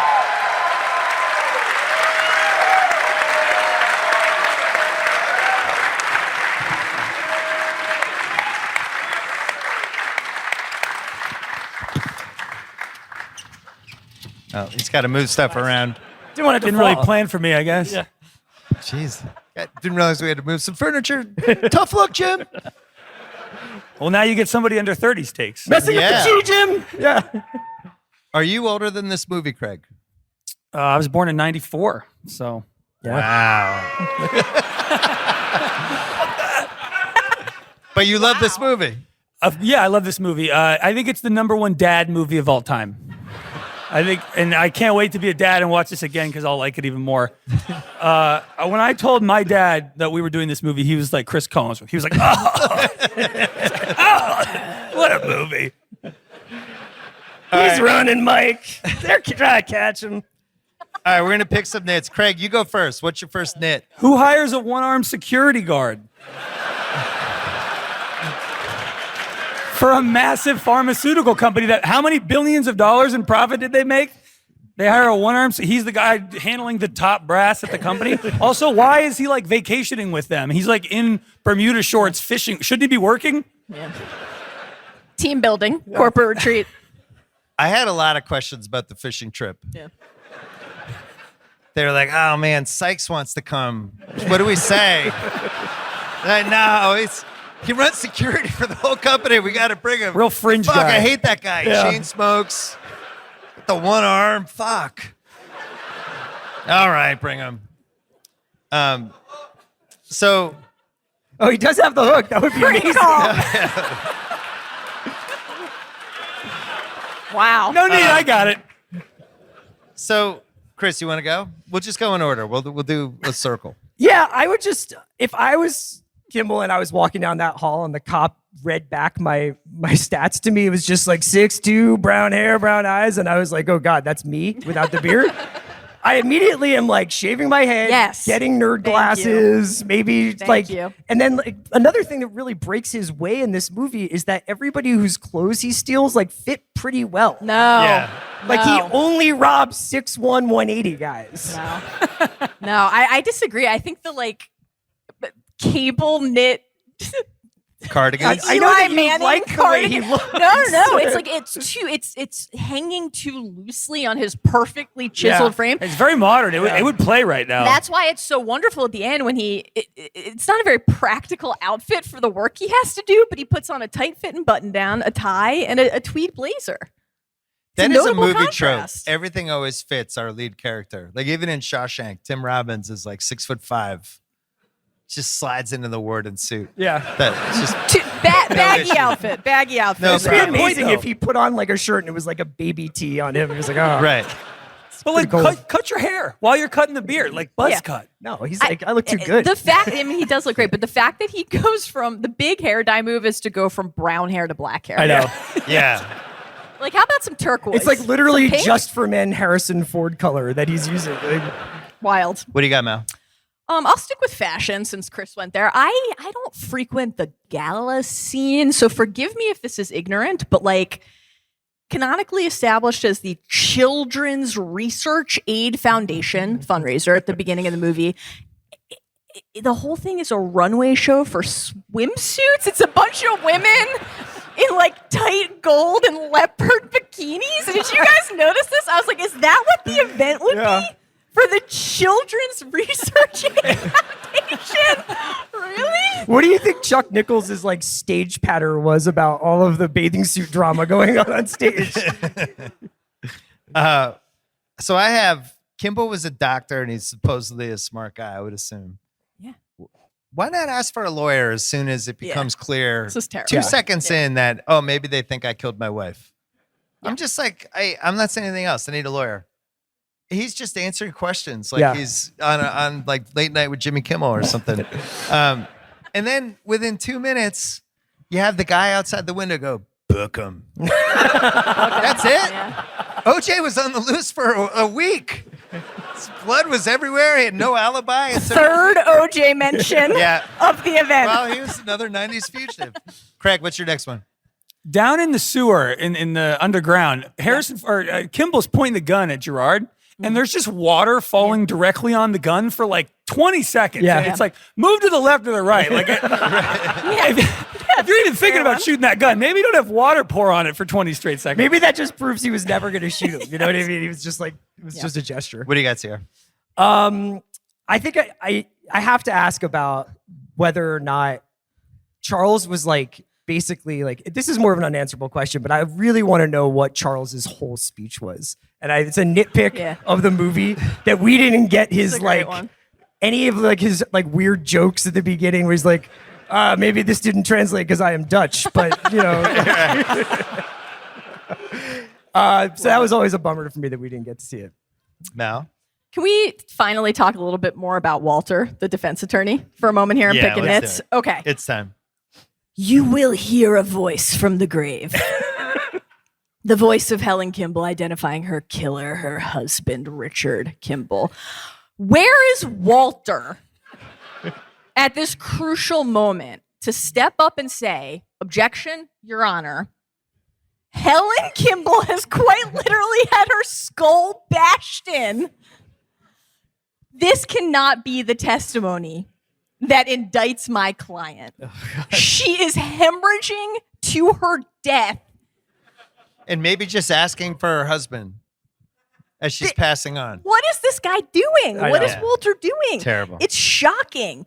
Also, Gerard, as soon as he like is hearing about the case the first time, he's like, you guys thought that he needed her money? He's like a super successful vascular surgeon, but his own lawyer he did it. His own lawyer never thinks to mention that. Fingerprints on the lamp and the gun. It's his gun and it's his fucking bedroom. Yeah, his fingerprints. His skin under Helen's nails, she probably clawed it off of his back during sex. What is Walter doing? It's outrageous. I have a short one. Just shaving a big beard like that is impossible, and I would impale my face. He's got to cut it with the scissors and then shave it. He's got shaving cuts like a disposable everywhere. razor, which just tear you up. You were gonna look like you were in a hockey fight. Yeah, at the end of that thing. There's just no chance. Perfectly clean shaven. What do you got, Craig? Richard Kimball, worst fake janitor of all time. Yeah. He's like brushing the blinds with a fucking broom. Norman's like, yeah, that's normal. Wild. I'm gonna go back to my job. Hey, Desmondo, you missed a spot, man. Like, you know, like. You have another one? No, mine are all unanswerable questions. Mal? Why doesn't Samuel Gerard, Deputy U.S. Marshal, shoot Richard Kimball in the foot? This drives me crazy. Yeah. During the courthouse escape, right? His foot is stuck. It's just there. Do you think it's because he knows he's innocent? Yeah, by that point, he definitely does. He fires like 12 bullets at him. Like he's purposely missing. Bulletproof glass. He's supposed to be a tactical genius. So it's a rough moment for him. Very strange. Boy, this one bothers me. Oh. So they go to Chuck Nichols's office. He's got a picture of him and Richard Kimball behind him. Yeah. The guy is a fugitive who killed who killed his wife, who murdered. Everyone in Chicago thinks that guy murdered his wife. It's like, yeah, that's me and Michael Jordan. That's me and the one-armed security guard. We were fishing. Yeah. That's me and Rick Meyer. That's me and the guy who went to jail for life. I have a theory. I have a theory about this. What? I think this is part of why he was the Vincent Chase winner, right? Bad criminal. I think he keeps trophies. Oh. Like this, I was going to do this in unanswerable questions. Like, how many people do we think Nichols has had killed at some point? Ooh. Because I think it's not just that he has. It is, like you said, directly behind him. Anybody who's speaking to him is going to be, that's in their eye line, right? Yeah. So he's almost like a boasting, right? Yeah. I dare you to suss out that I am responsible for this. If he's keeping trophies, what did he keep from Lentz? It's a great question. Like his pelvic bone that was thrust into the barrier of Lake Michigan? Prized marlin that he got on the Cancun trip. Yeah. What do you got? This is really small, but there's one quick scene where there's a nurse on rollerblades. Was that a thing? It actually kind of was. It like it's a Sonic restaurant essentially inside of the hospital. Was that a thing? They do it like in the thing. The guy rolls around the research facility on roller skates, but I don't. The 90s are nuts. I have Sam Gerard's team figures out in 90 seconds that Kimball was calling from an L train in Chicago. It's like, I recognize that belt. Remove all the sound. The guy's like, sure. Just removes it in 2 seconds. It's like, I couldn't do that now with I the know, technology we have. Could we get these guys in the Zapruder film? I feel like they could figure this out. Yeah. They had an early beta of Pro Tools, so Yeah. they were ready. You have any other ones? Because I have one more. Just the meta one from, once again, the first pod, which I loved. You guys were talking about casting a modern version and said that you thought John Hamm Oh yeah. Oh, in 2017. would be too handsome. Oh, you're nitpicking our original pod? Yes, I am. It's a little bit meta. Oh my I know. God. Wasn't that like just as Mad Men was ending? You said you incredible. thought someone nominated John Hamm, and then the response was too handsome to play Dr. Richard Kimball, who again is famously played by the most handsome person who has ever lived. Yeah, that's Harrison a bad. Ford. I can't justify that. Yeah. Shocking stuff. You have anything else, Craig? Just one more. At the end, doesn't Kimball not need to go after Nichols anymore? Like, he's kind of figured it out. Couldn't he just go back to Tommy Lee, to Gerard and be like, hey, like, here's Well, this the guy conspiracy. killed his wife. Craig, he's though. on a quest for vengeance. Yeah, for yeah. his It goes great beyond wife, justice at a Helen certain Kimball. point. You know. All right. I feel like the case was closed. He could have kind of headed home. How do we feel about Kimball escaping the hospital but stopping to help a patient? Great. Hey, but that's proves his Good? character. All right. Yeah. Good character? Absolutely. Okay. Saves the guard. How do we feel about nobody in Chicago, a great city with seemingly a bunch of smart people, not noticing Kimball for days on end? Just That's not strolling true around? though. His Brutal. landlord notices 4 him. people noticed. He would have been famous. He would have been all over the news just because he was so hot. Like, that happened. There was a guy Yeah. who we call, I don't know if anybody remembers this. His name is Hot Convict. You Oh, remember yeah. that? Oh, Yeah. sure, of course. I think his name was like something Meeks, and he was known as Hot Convict. Then that Kimball would have been like Hot Murder Doctor. Mallory would have been writing him letters. Dear Dr. Kimball, Richard. I know you're innocent, but even if you were guilty, call me. Crime of passion, you know? Um, we all make mistakes. I have just a small one on Joey Pants gets hit by that giant long metal thing. Oh yeah. And he's got just a bandage on his head. That's like a 100 stitch cut. Like you're He's probably dead. hemorrhaging blood from that. Your face would be shattered. All right. Sequel, prequel, prestige TV, all black cast, or untouchable. They've actually done a couple of these. A 2024 prestige. You're not watching, Craig? No, Well, don't. that's Internet. not. We wouldn't redo it. Untouchable. So here's what I'm thinking. There's 2. One is Dr. Charles Nichols' Breaking Bad. Oh. So just kind of a middle of the road surgeon. Yeah. He's never going to be Richard, but he can hang around Cook County. And then one day he meets these guys from Devlin McGregor, and they're like, "Hey, have you heard about Provasic? It's in trials, but we could really use like kind of like a face for the brand." And that's like when he starts to go down. The other one that I had was Just for You. Yeah. It's kind of more of a sliding doors than a sequel or a prequel. Oh, you know But I love those. What if, forget the death penalty, Rich got life in prison, goes to jail, and he becomes yard doctor. Yeah. Yeah. Oh. And it's just Richard Kimball. like shot caller, but yeah, as a it's doctor? shot caller, Yes, but exactly. yard doctor, and he like kind of gets in before Oz really hits, you know? Who says no? No notes. Yard doctor. Yeah. We have the good doctor. We can't get the yard doctor. I mean, That's incredible. You know, Love it. I realized I accidentally skipped over a category in our delight and excitement to be here tonight. We never did the Stephen A. Smith Hottest Take Award. oh Yeah, yeah. yeah, yeah. Did you guys have them? I have one. Yep. What was yours, Mal? My apologies for jumping out of order. I just think that if you're our guy, Chuck Nichols, you have to have Sykes killed. Right?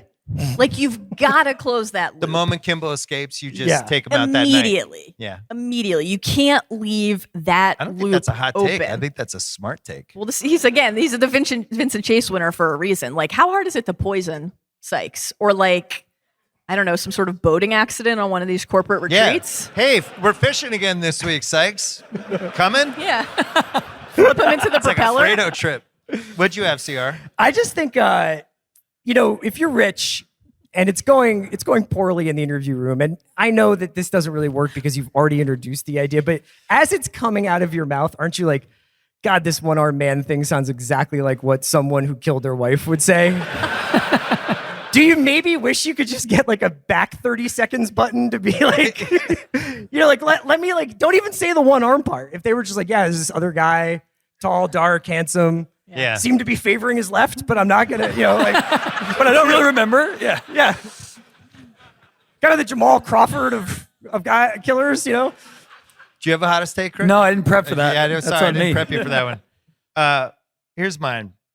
I think Kimball's defense should have been, my wife was fucking hot. Why would I kill her? And that was it. He gets off.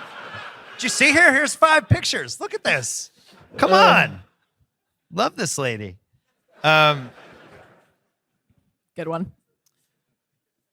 Would this movie have been better with Wayne Jenkins, Danny Trejo, Catherine Hahn, Steve Buscemi, Sam Jackson, JT Walsh, Yeah. Byron Mayo, Carling Mays, or Philip Baker Hall? I do think that Byron getting involved with the Julianne Moore Richard Kimball pairing would be pretty like, Rich, Dr. Eastman, there's so much lubricant in this hospital. Let's find a storeroom and see what happens, just the 3 of us. So well-defined physique, Rich. No, but I think if Wayne Jenkins was Yes. a U.S. Marshal, on. and he would say, God damn, Rich! I didn't know I was chasing super vascular surgeon. Super doc. It's right there. You diagnosed that kid almost blindfolded. Always check the film on the fractured sternum. Now go find that one-armed man or you're going away a long fucking time, big boy. Amazing.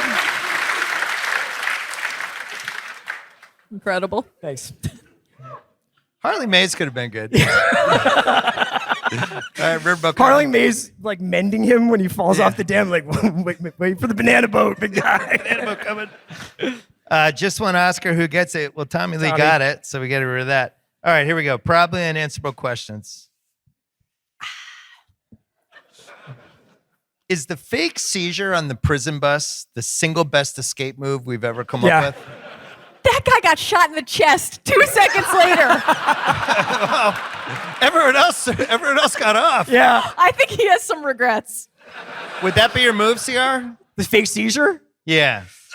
Weren't all these guys headed for the death penalty? I'm surprised. Why did It's they? unclear what if they're all suffering the same fate. I always love the banter from the prison guards to be like, can't wait to drop this load off and get some chow. Like, it's like a little bit more focus on what's going on here. What do you have, Craig? I'm just curious how famous Richard Kimball would be after this. Like, would he be like Sully?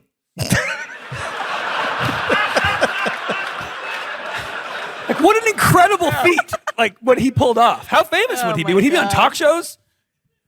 Like it's the Dr. He Richard took Kimball down show? Devlin McGregor and like solved his own murder case while on the run in Chicago. Like, he'd be everywhere. Does he get his own booth at Michael Jordan's Steakhouse? Is he more famous than Michael Jordan? Yeah. Richard Kimball Steakhouse? Yeah, that's right. What'd you have, Sierra? How much money did Charles give Richard when he first finds him under the L? It's like $550. And he was like, oh, Is it nothing. $3,000 because he gets a first and last on an apartment, buys an English professor's outfit, Yeah.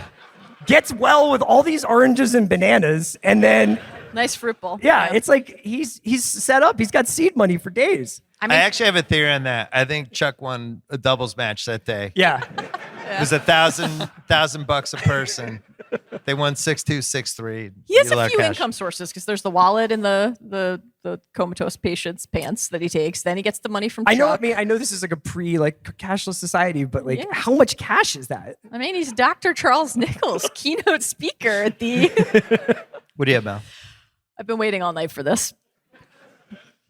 At the 10-minute and 34-second mark of this film, and I'd like you all to go home, watch it, and pause right then. When Richard Kimball, Dr. Richard Kimball, comes home from being called by Dr. Stevens to assist in the OR, he returns to his home to find his wife slain. There is a cat. There is a cat visible for a second in the Kimball kitchen. What happened to this cat? What happened to the Kimball family cat? And why have we not all been talking about this since 1993? Is the cat okay? Yeah. Did the cat have to feast on the blood stains on the floor? Did Richard get the cat back after he restored his good name? Do you think that that's one of the 1,500? I actually, this is blowing my mind because you imagine if there was like a little bit in the interrogation where it's like, "Maybe find this man and someone feed my cat." Take care of my cat. His name is Tickles.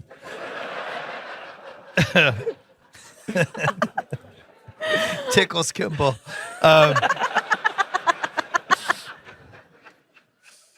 What other jobs could Sam Gerard have had? And do you think he could have been like a top 6 NFL coach? Oh, definitely. Oh, I love this. Do the Ravens win last night?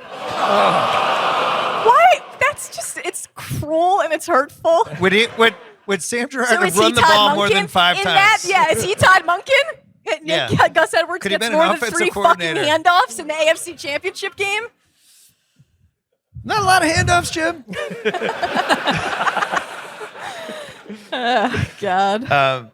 I'm up for whatever he wanted to do professionally. What do you got, Craig? This is a throwaway line by one of the U.S. Marshals, but it was on St. Patrick's Day, and he goes, "They can dye the river Yeah. green on St. Patrick's Day. Can't they just dye it blue all the other days?" And I was like, "It's a great idea. Why can't you just do that?" Oh. I didn't know that. What do you got, Greer? This is Chris. I was wondering, like, this is kind of going back to my my Chicago cinematic universe. I was wondering if we could tease this out a little bit. Whoa. So, because like I like the idea that this is at Cook County. Cook County was like the basis for the ER show. Like, there's like a dramatic element to this Chicago moment. I would love some sort of situation where, like, the first day back after doing this, do you think that Richard Kimball treats Buzz McAllister for a domestic air gun incident? Like, can we start getting some more Chicago characters in there? I was just loving if the. Oh my God. Are we sure the Chicago cinematic universe isn't a great idea that needs to be explored? This is miraculous. So we have all the Hughes movies. Yeah. We have all the Man stuff that he's done here. What else would you have in there? Well, apparently Dark Knight. Apparently fucking Batman's just walking around Chicago. Yeah. Jeez. Mal, you have one? I do. It's established in the trial that it took Helen Kimball 5 minutes to die. Would she be alive if the 911 dispatcher who answered that call immediately just said help's on the way? Instead of no fewer than 47 times saying, "Ma'am, could you repeat that?" "Ma'am, I know you have a brain bleed and you're dying on your bedroom floor, but I'm sorry, what did you say?" I still don't understand that voicemail. Was she forced to make that call, or did she willingly make that call? It's kind of unclear because That's a good question. This is he the almost odd. is the butt He to turns think it on. that Yeah. now you've incriminated your husband. Yes. So I But got he you. knew that she would give an incriminating voicemail? I don't know. That's pretty good. I have one more unanswerable question. Just tell me everything about the vibe between Kimball and the lady who picks him up on the side of the road. Yeah. I mean, yeah. What's line number 1? So, you from around here? Yeah. You look familiar. Yeah. You kind of have You have a one similar of those gait faces. to a famous murdering surgeon. Yeah. If I ever write fan fiction about the fugitive, I know. this is what it will be about. I promise. All right, I have one. Is this a better movie if in the last scene it turned out Kimball hired somebody to kill his wife all along? Jesus The Christ. all-time twist. He got away with it. We have a flashback, and So it's kind of actually like the a- one-armed guy was not there. Another great Chicago movie, Primal Fear. Just a little like, Yeah. good for you, Sam. Any other unanswerable questions? No. Okay. How quickly do you think Sykes would have gotten caught in the Instagram era? Right? Because he loves a photo. Yeah. Yeah. Loves a photo next to people who directly tie him to the crimes he has committed. Do you think he's always tagging guys from Devlin puts McGregor? that on the grid. Location, Devlin At McGregor. Plants. At Devlin Dr. McGregor Nichols. retreat. Me and the guys at Mexico. Yeah. Fish were out today. What do you have for best double feature choice with this movie? I got the package just because it's Andrew Davis and then it's the inverse. It's Tommy Lee Jones is the fugitive in that. I have Under Siege. What do you have now? Has to be presumed innocent. I went Enemy of the State. Oh, okay. The Indian Red Zawantne Award for what happened the next day. We touched on some of this. I had I think Kimball locks down Oh, Sexiest Day Bachelor one. People magazine. Oh, I He's was definitely like, in the he's cover. back at the hospital. Julianne to see, Moore. See if Ann Eastman wants to get a Yeah. drink. Yeah. All-time flirting ammunition that he has. He's Yeah. like, hey, remember when I saved that kid? Yeah. Yeah. Hey, Remember I just called I know that? we got off to a weird start, but so you think he's just back at work? No, I think he's lost his faith. Faith shattered in big pharma and the medical profession. Okay. Right. Faith shattered in the justice system. I think he opens a PI firm, One Arm Investigations. You don't think it's too soon? No, he is out there pursuing justice for those who were deprived, just like he was. Right. Oh, interesting. You don't. He's the equalizer. Do you think he was at like the Knicks Bulls series that year, like Game 2, Yeah. courtside? Does he- we have does he Dr. get Richard Kimball Jumbotron? here. Yeah. Yes, definitely. Here he is. Yeah. What's the Chiron? Yeah. Like, how is he identified? Exonerated. Yeah. Former yard doc. Did he get to move back in the house? What's the deal with the house? I don't think he'd want to be there. Too many New memories. house, okay, Yeah. Well, now New he has all house. this money. New house, hopefully with the same cat. Yeah, who I is was gonna alive and say. well and thriving. CR, what was the Devlin McGregor penalty financially? Yeah. This is Talking like great. 50 Great billion? question. But like, couldn't they claim like plausible deniability where it's like, hey, Yes. Chuck just went rogue Yeah, on Chuck us here, went- man. Yes. Like we Exactly. we were Sorry. cool with it not working out. We have a Definitely. couple other drugs in the hopper, man. Like Yeah. Provasic was not it, you know? So Provasic is done. I think Provasic Provasic's done. is done. That's a wrap on Provasic. What piece of memorabilia would you want from this movie? I really like the green jacket. I think I would wear it. The one that he takes from the egg sandwich guy. Oh yeah. It's a nice jacket. Kind of like it. Game worn fugitive jacket. Yeah, that's a good pick. I'm going with a liver tissue sample. Yeah. Oh. Yeah, a Provasic slide. I would take whatever cash Charles Nichols wanted to give me at an underpass.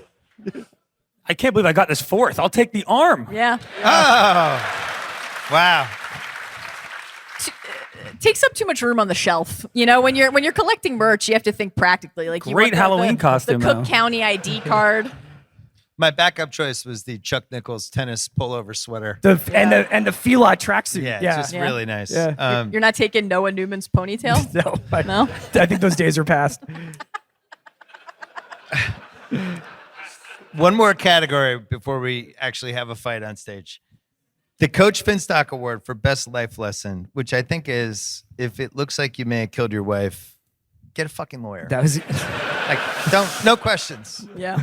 literally mine. Yeah, you're not being buddies with the cops. Just get a lawyer. It's cool. And make sure that lawyer's not Walter. Yeah. I like plain sight is the best hiding place. Yeah. Oh. You know? Just That's a right good under their one. nose the whole time. Yeah. And just because you're on the run, you can still do good, you know? It's beautiful. Yeah. Wow. That's Well, nice. we're gonna have a fight because the last category is who won the movie, and Chris and I are gonna say Tommy Lee Jones. We are. Craig. Tommy Lee is the most memorable part of the movie culturally. However, if Harrison Ford is not in this movie, like if you replaced Harrison Ford with Steven Seagal and it's a Steven Seagal Tommy Lee Jones movie like Under Siege, the That movie sounds is amazing. Wow, you have Chris. the movie is a lot worse. However, if you replace Tommy Lee Jones with a different actor and keep Harrison Ford there, the movie's still really good. What if So you're Steven going Harrison Seagal is Ford. playing both roles? It's the best movie ever. I'm gonna go with Harrison Ford. That Thank that you, is what we Craig. call a suck up to Mallory. I've always thought that Craig was a man of character, taste, and He's my guy. integrity. Harrison Ford's my guy. Mal.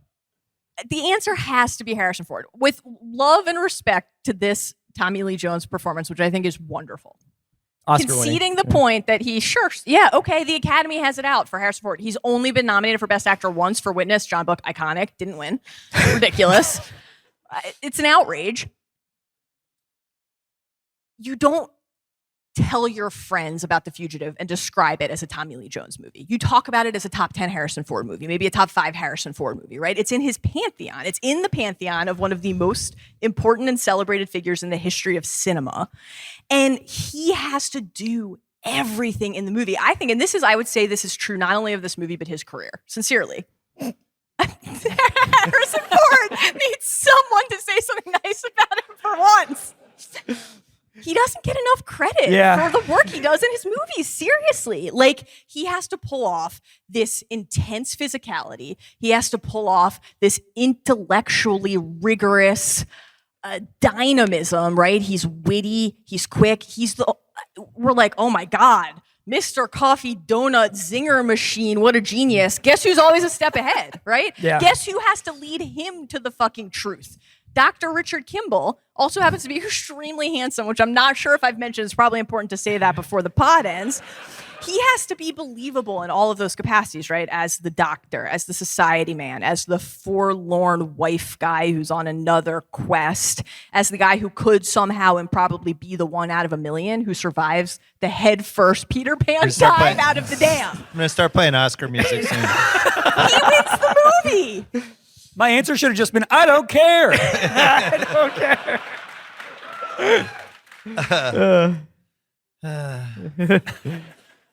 So we're at a stalemate. We are. Yeah. What do you guys think? TLJ, Chicago. Oh, Chicago with the win. Wait, no. One person said Chicago and then everyone else said Ford loudly. That's what just happened.